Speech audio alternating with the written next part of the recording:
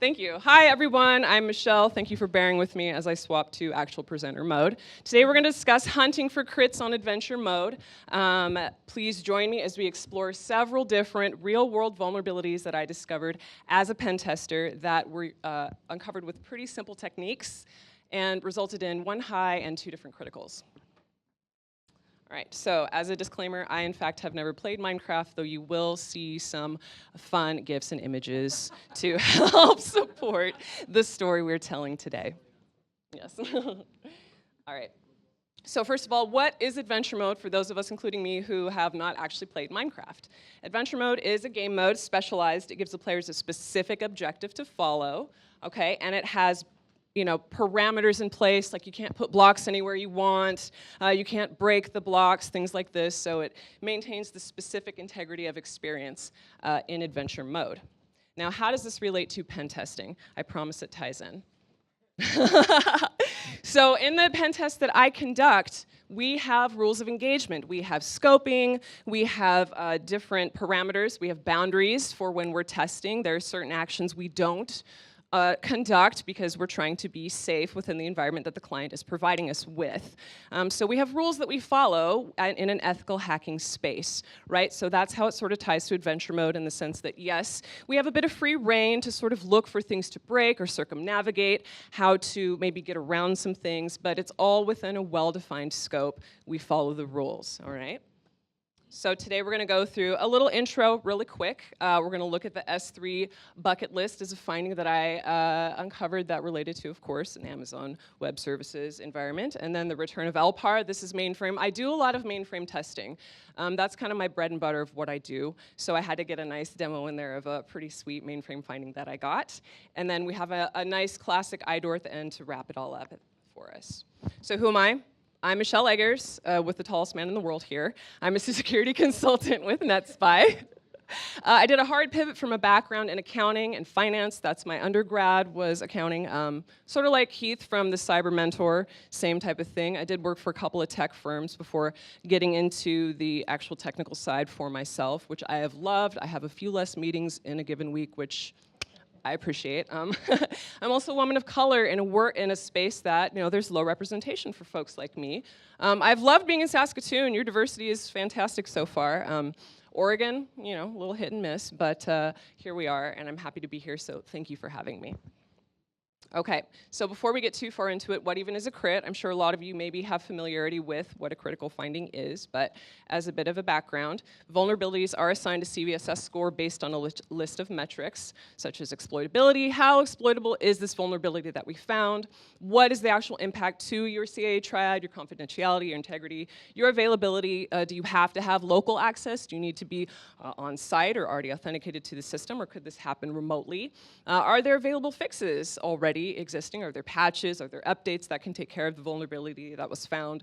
Is it a 0-day or not? And then exposure, how widespread could this be? How many systems, environments, vendors will it affect? And then these are the actual little scoring metrics that you see down here. Critical, and it's hard to see at the back because it's at the very bottom with the way the screens are set up, but criticals are vulnerabilities that can cause severe damage, are easy to exploit, typically, and require immediate action. All right, so keep that in mind as we go through these findings. So the first finding is this S3 bucket list finding. It was an access control vulnerability. As a head start before we get into it, some things you might want to do to get ahead of this type of finding: apply the principle of least privilege. This is something we should be aware of, something that we should always be doing. If your user is required to get into payroll, fine, good, but they don't need to be everywhere else. Vice versa, if this other user does not need access to the payroll, they don't need it, don't give them to them, don't give them that access, okay? You can use pre-signed URLs to provide temporary or limited access to environments. And there are some cool tools, shout out to NetSpy, where you can check to see if unauthorized users have access to different S3 buckets, okay? Just a few things to have in your toolkit. Okay, also, this is used in the findings, so of course you probably know, but HTTP methods, client talks to a server, they use methods, okay? The methods are as follows: get, head, put, post, and so on. The most common ones you'll see are get requests. You're just retrieving data from the server. Next most common, I would say, would be a post request. You're sending data to the server to make an update, change something, and then a put, you're actually just putting new data onto the server from the client, okay? So these are the methods that are used in your TCP/IP data transmissions, okay? So now we're on to the finding, all right? So you authenticate to the non-production environment. Keep in mind, the scoping of the engagement was a non-product QA all the way. Business as usual so far. You right-click, okay, so you upload an image, that's this down here. That's the old NetSpy logo, please don't tell on me. You open the image in a new tab. All you have to do is right-click, right? Nothing complicated, right? No advanced chain of attack here. But when I opened it, it gave me the URL for their production S3 bucket, okay, just by opening the image in a new tab. Okay, so, well, maybe we don't want that. Is it super dangerous? I don't know, was there more that happened? Yes. Yes, there was. So you access the proxy history using an intercepting tool. You can use the network tab and use something like Burp Suite. And then right there you see it's the GET request method, right? And then take note of the response body here in the next little drop down. It's got an e-tag header. Typically those are used when it's like a stamp in time, right, for a file or a resource, and it will change or update when a change has been made to that resource, okay? Now at the bottom, there's some different characters and things that show you it is indeed an image, right? Not necessarily human readable, but there's a few characters in there that tell you it is in fact an image. You got JPEG down there, okay? All right, so what did we do? What did I do? Let me click it here, yep.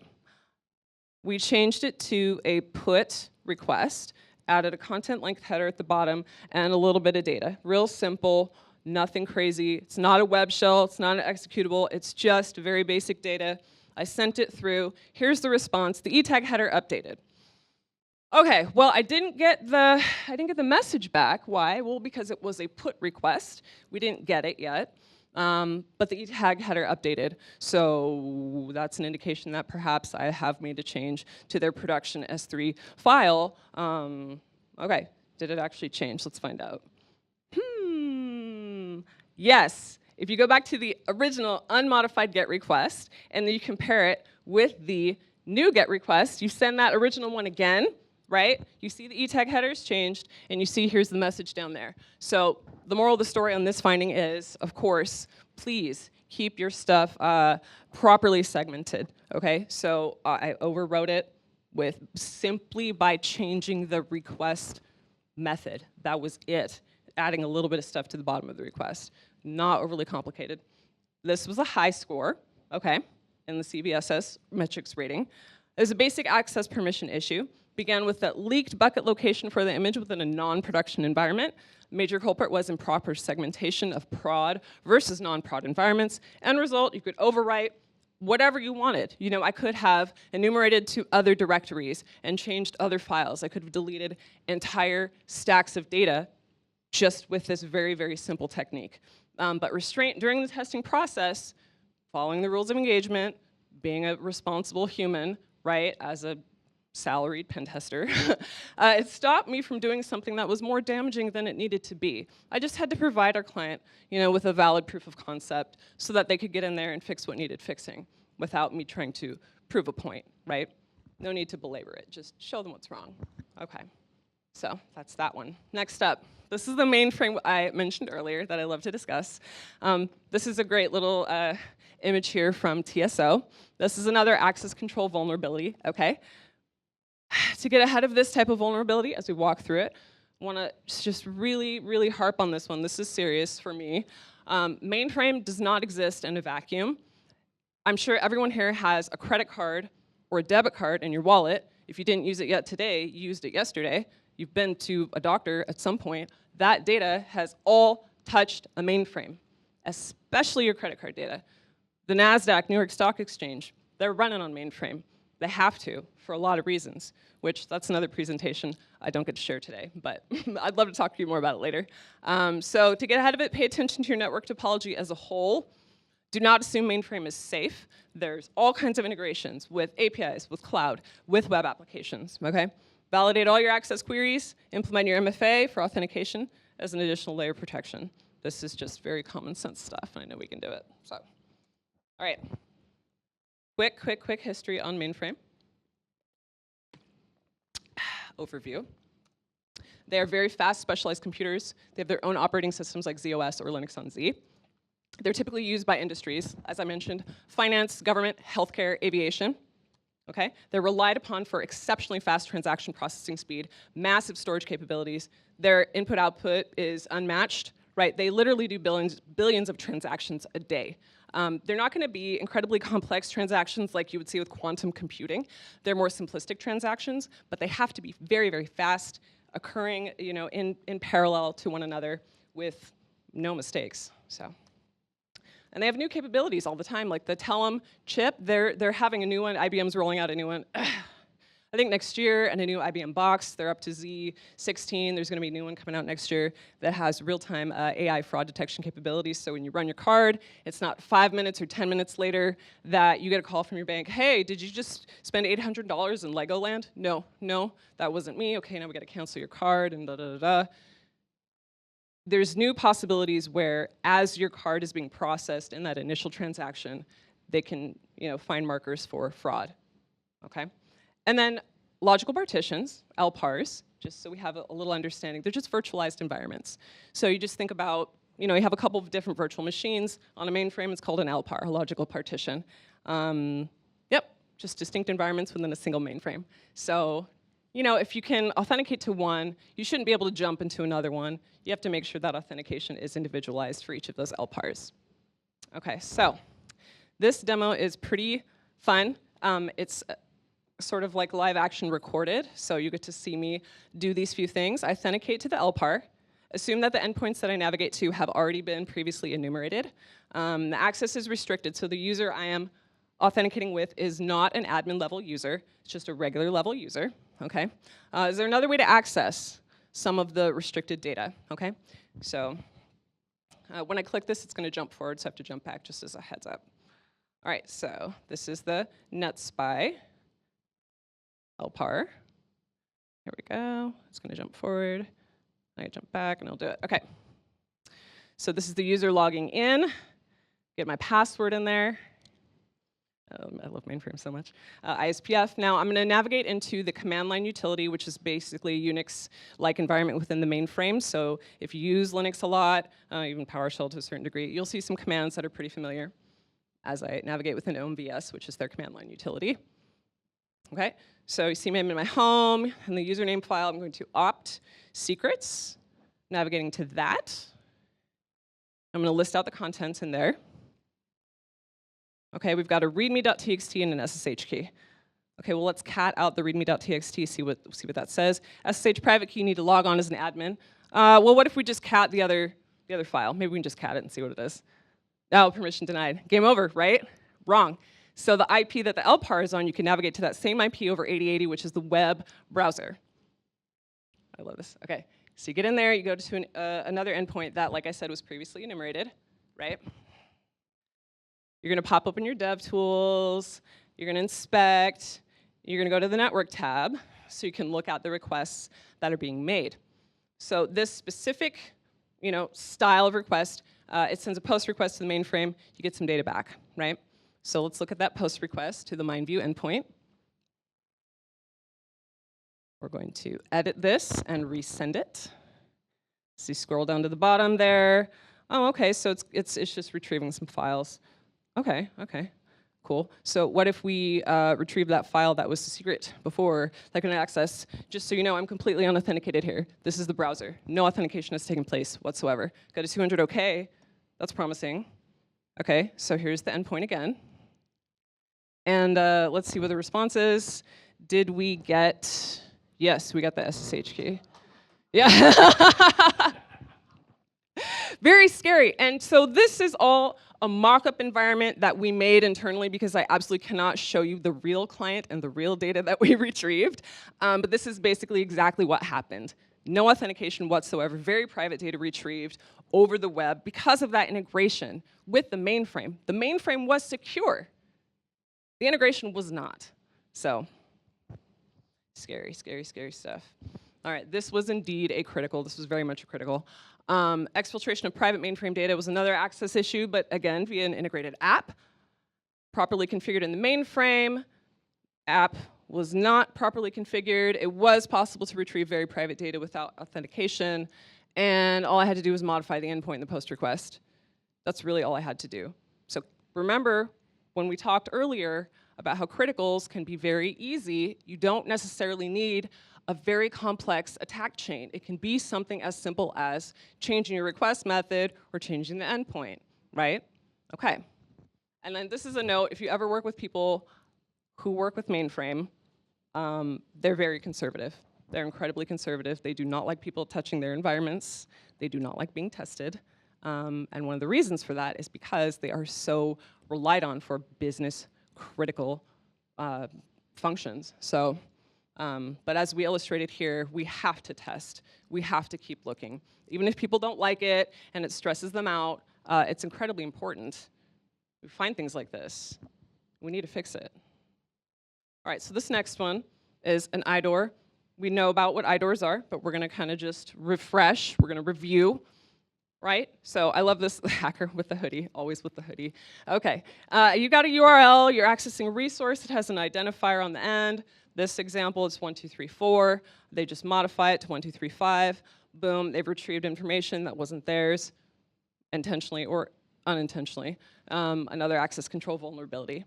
To get ahead of this, a few quick things. Maybe you implement some UUIDs, universally unique identifiers for IDs when applicable. They're less easy to enumerate, right? They're a little bit more complex. It's not a fail-safe, right? But if we want to implement things as we can, even if it's something simple like a UUID instead of like a 4-digit, ID, it's better than nothing. Restrict your queries to resource owners and perform your auth checks server-side, not client-side. Typically, client-side things are a little easier to circumnavigate than the server-side controls.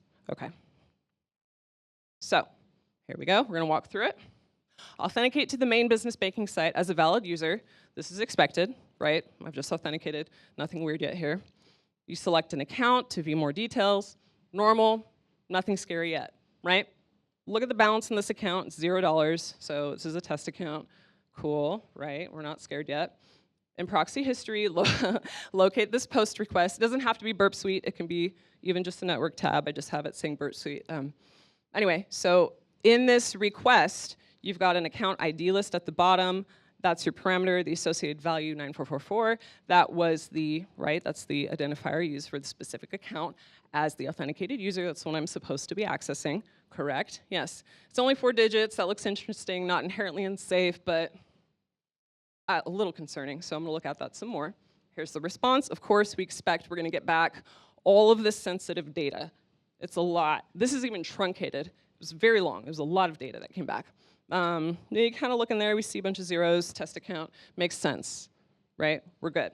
Okay, but what happens when we modify that request to another number? As expected, this is an IDOR. Did it work? What did we see? Okay, we changed it to 9443. Now we see at the bottom the balance is just a hair over $80,000. That wasn't the test account. Whose account is this? I didn't authenticate to another account. So what's going on? I've absolutely, in fact, accessed another account. And you could do this with the browser. Okay, so it's the same, right? All I had to do is change the URL, and now I'm in this other business banking account. You could also download all the transaction history, okay? You could also get all their check images, their signatures, all kinds of data. Yes, this absolutely happened. This is heavily redacted, but this definitely happened. This was 100% a critical. It was a textbook IDOR. It was the same exact thing that we saw in the image that I pulled off Google, right? It's just not overly complicated sometimes. Business banking accounts were assigned simplistic sequential identifiers, easy to enumerate. Auth access to the accounts was not properly managed within the application on the server side. Straightforward compromise, easy to steal data, easy to transfer money, right? This was all performed in a production environment, by the way. So when they gave me this engagement, I looked at it and I was like, is this production or non-production? Like, oh no, this is non-prod, this is QA, this is QA. 3 different discussions we had. Are you sure this is non-prod? Yeah, this is non-prod, this is non-prod. It was 100% production data. I am super glad. Not just production data, production environment. It was, yes. But I had a feeling. I was like, I don't believe you guys. I didn't say that, but I was like, I don't know. So I didn't do any, like, I could have transferred an entire city's bank balance into a test account just to see if I could. But I didn't need to do that, and so I didn't do that, right? Because remember, we're hunting for crits on adventure mode. We're operating within a nice, healthy realm of exploration within limits, okay? And not only that, you probably already read this bottom line, but it wasn't just the one bank. It was related to the API vendor. Remember, we're talking about third parties. It affected multiple banks. So I'm in the readout, and I'm in the meeting afterwards, and yeah, don't get too stressed, but.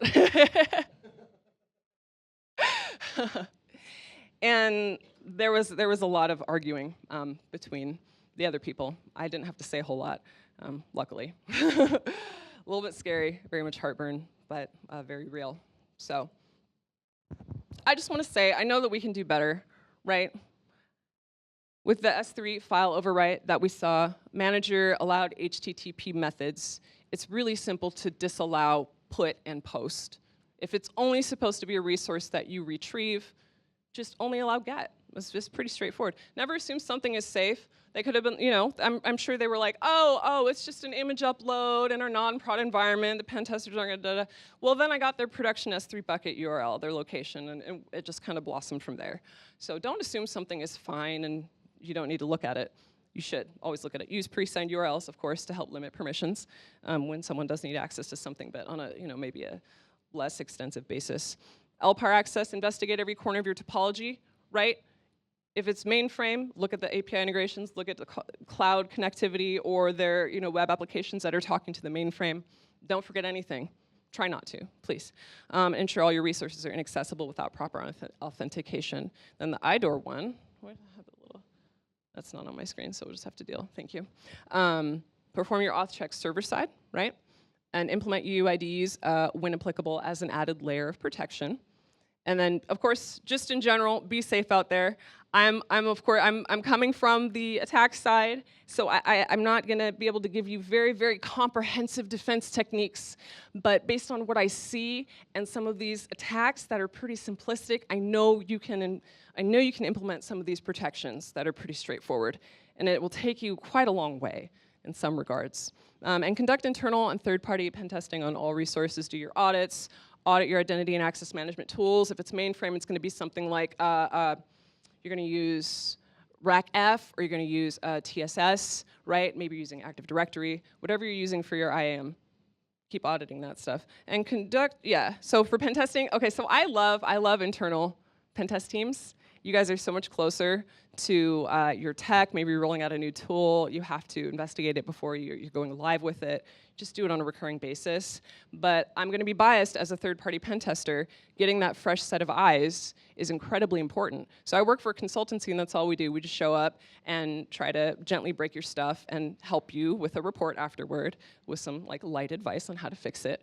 It's so helpful. It's so helpful to have someone else just take a look that's not you and say, did you think about this? Did you miss this endpoint? Did you even know that endpoint existed? Yeah, so. Final thoughts for today. As an ethical hacker, right, you operate within defined rules of engagement, scoping, distinct parameters for your testing activities. Okay, many compromises are disallowed. Like, we're not going to do denial of service in your environment. Why? It's not going to be helpful. We're not going to intentionally try to knock something down. Definitely don't want to overwrite your production data or change it or delete things. Even in a non-prod environment for a non-prod test, sometimes the client is going to reuse that same non-prod environment, or in a week there'll be, you know, a network test and a web app test, maybe APIs if they have a mobile. So they're kind of using a same general environment. Just be gentle, right? Be brave, but also cautious at the same time. Be smart. We're going to be smart out here as we're pen testing. And then regardless of the restrictions in place, there are always issues found. I find multiple things on virtually every single test I ever do, ranging from low to, I don't find criticals all the time, but I do find criticals, and we find highs frequently. There's always a finding, every single time. So, you don't have to be insane with how you do your testing. to get these good findings. You can operate within your normal parameters and still get some pretty sick stuff.